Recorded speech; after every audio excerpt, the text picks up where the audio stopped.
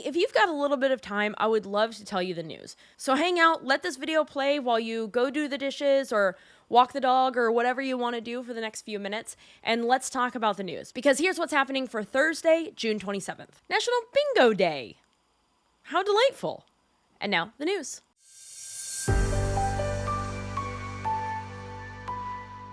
All right, so we'll start with the Supreme Court, which has yet to rule on presidential immunity, but still let out a few opinions on Wednesday. First, social media. In a 6-3 ruling with Roberts, Kavanaugh, and Barrett joining the liberal justices, the court rejected a Republican-led effort that would have restricted federal employees, including officials in the White House, from pressuring social media companies to remove posts that the government believes are problematic.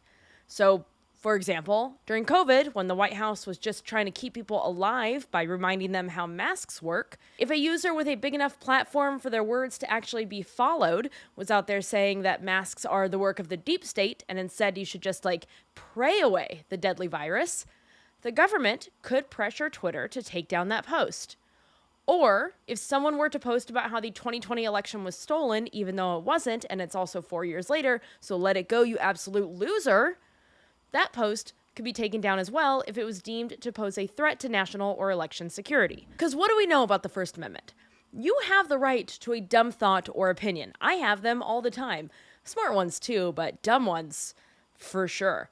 But you don't have a right to do it without consequence. And if you cause harm or could potentially cause harm with a post about drinking horse medicine in the middle of a pandemic, or if you're an elected official that people listen to, you don't have a right for your post to stay online because of how it could literally kill people. Now, let's not get all excited about this one yet, because writing for the majority, Justice Barrett wrote that the challengers who brought the case before them weren't necessarily in the wrong.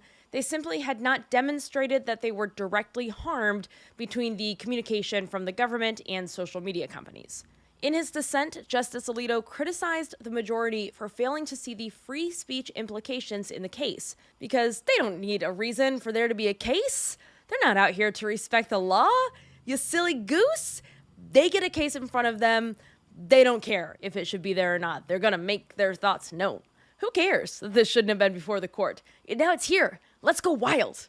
Because, you see, although his wife is fond of flying flags and he is not, he still wants to make sure that, as a sitting Supreme Court justice, he has the right to support insurrection in any and all ways.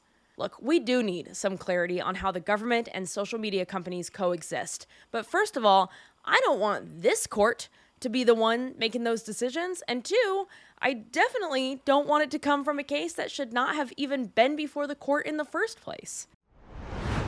And from that decision to another kind of decision, it has not been handed out yet, but we do know how the court will likely rule on EMTALA. EMTALA stands for the Emergency Medical Treatment and Labor Act, which Congress passed in 1986. The law prevents hospitals from refusing care based on a lack of insurance, and it also means that a hospital must stabilize a patient whose life is in danger, even if it means performing an abortion. Following the Dobbs decision, the Biden administration laid out guidelines on how hospitals can comply with this law, and then the Department of Justice promptly sued Idaho because they were making abortions illegal even when a pregnancy puts the life of the pregnant person at risk, because it's not like in immediate danger, it just is in danger, but not imminently. Now, this case made its way all the way up to the Supreme Court, and when the Supremes agreed to hear it, they hit pause on a lower court decision that would allow EMTALA regulations to continue while it hears the case, which means that in Idaho, pregnancies that threatened the life of the pregnant person, even if that life was not in immediate danger, were made illegal in the state. Now, there is no official ruling here yet, but a decision was posted on the Supreme Court's website briefly on Wednesday before it was taken down. Just accidentally posted online. Aliko, is that you? Now, if this decision is to be believed, in a 6-3 ruling with Roberts, Kavanaugh, and Barrett once again joining the liberal justices, the court will soon announce that temporarily, Idaho does need to comply with EMTALA and allow emergency room abortions in the state to go forward while a lower court legal battle continues. I, to be honest, don't want to get too in the weeds about all this right now because while it is almost certainly a real opinion that was online for a moment, it's not officially official yet. But the fact that this was online on Wednesday is news.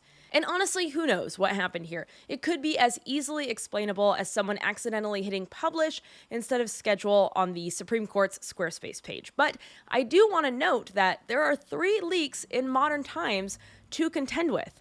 We've got Alico first earning his nickname by leaking the Hobby Lobby ruling to a donor at a dinner with Alito, and that ruling was over whether a for-profit company can deny contraceptives in their healthcare plan.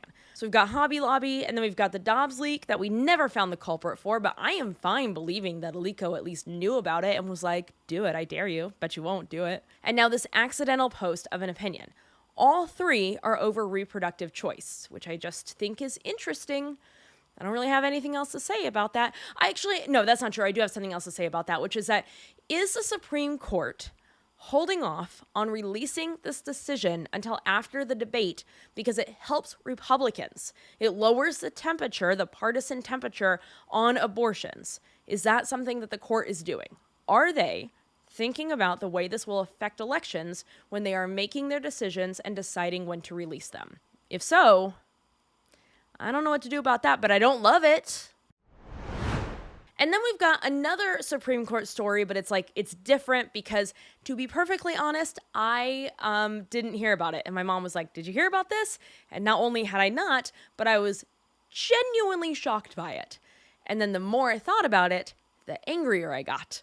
Because imagine having the audacity. Just wowzers. On Wednesday, the court also handed down their opinion on a case called Snyder v. United States, which says that, thanks to this ruling, state officials can straight up engage in corruption. It's just that the reward, the money or Chipotle gift card, has to come after the act. It can't come before the corrupt act. It has to be after. Because, per Justice Kavanaugh, quote, bribes are payments made or agreed to before an official act in order to influence the official with respect to that future official act. But gratuities, quote, are typically payments made to an official after an official act as a token of appreciation. A token of appreciation. By the way, this case stems from a mayor who accepted $13,000 in cash as a thank you from a trucking company after the city spent $1.1 million on 5 trucks from them. A classic $13,000 token of appreciation. Literally, if that had come before the trucks got, that would have been a bribe. It's just a matter of time. That's what we're saying here, really? This is real. Once at Fuller House, I was offered a $5 Starbucks gift card as a thank you from someone for getting them tickets to the show. A $5 Starbucks gift card, and I felt so gross about it that I said thank you and gave them the card back because I couldn't accept it. Meanwhile, $13,000. And you'll be shocked, I tell you, to hear that historical bad man Justice Thomas and Justice Alico were 2 of the 6 conservative justices who agreed that, not unlike a sweet treat after dinner, corruption is just the way the world works and it is totally fine. Yeah. Instead of recusing themselves after getting caught on their little private jet flights, they stayed on the case because it has something in it for them. They are accepting bribes. We know this, so of course they're going to think it's okay. Imagine having the audacity. We've got a Supreme Court greenlighting corruption between state officials as they fly insurrectionist flags and text Mark Meadows to tell Trump to do insurrection crimes, as they leak their opinions at fancy dinners and hold off on releasing decisions because they don't want to hurt candidate Trump. That's the court right now. 6 conservative seats. 1 was straight up stolen. 1 was not stolen, but not stolen. 2 justices have been accused of sexual assault. 2 justices that we know of have taken secret trips with billionaires. 1 justice leaked a ruling without consequence. Another leak happened and they never found the leaker and no one really seems to care that much. And then Justice Roberts hates voting rights, so there's no coming back. For me, he knows what he did. He can never fix that for me. The next president will likely have at least 2 Supreme Court seats to fill. Consider today's news when you're trying to decide between the convicted felon with 88 indictments and Biden, who doesn't have that. They're both old. What do you want? They're both old. One of them is a convicted felon. Trump has already trashed this court. Believe me when I say, among the many, many things that he will ruin with a second term, he will make this court worse. I'm not totally sure how it's possible, but he'll find a way. He is so bad at so many things, and yet he's so good at ruining things, you know? This court is not, I'm going to say it. I'll be the first one to say it. Write this down. This is my original thought. It's a bad court. Following Tuesday's protests in Kenya that left at least 23 people dead and more than 300 injured, Kenya's president announced that he will not sign the finance bill that prompted the protests. This is a surprising move, as the president has long believed in the importance of the bill, and on Tuesday night, the same night as the protests, called protesters, quote, dangerous criminals. Now, things are not fixed forever, and it is not clear if the president will survive this politically, but a Kenyan analyst did note that he, quote, scuppered a great deal of goodwill. And I've never heard the word scuppered before, but I love it. I really do. Let's start using it. It's a bit of slang for ruin. Bolivia narrowly avoided a coup on Wednesday when armored vehicles rammed through the government palace, led by Juan Jose Zuniga, who has since been arrested. He told reporters, quote, surely soon there will be a new cabinet of ministers. Our country, our state cannot go on like this. Bolivia's president then named a new army commander who ordered troops to stand down. He also named new heads of the Navy and Air Force. The last few months have brought more protests than normal in Bolivia as their economy continues to decline and the president's former ally battles him for the future of the movement for socialism. And that's it. That's the news. Very long episode. I apologize. It's all that Supreme Court's fault. Bunch of 6 no good doers over there. 3 are good. 6 are no good. Heads up, the first presidential debate is scheduled for tonight at 9 p.m. Eastern on CNN.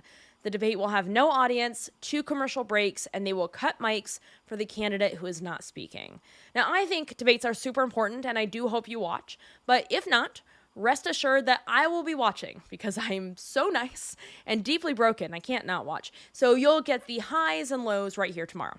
I'm proud of bingo, the game, the dog, a response when someone guesses something correctly, all of it. It's nice, you know? But more than that, because you are a B12 of joy. I'm proud of you.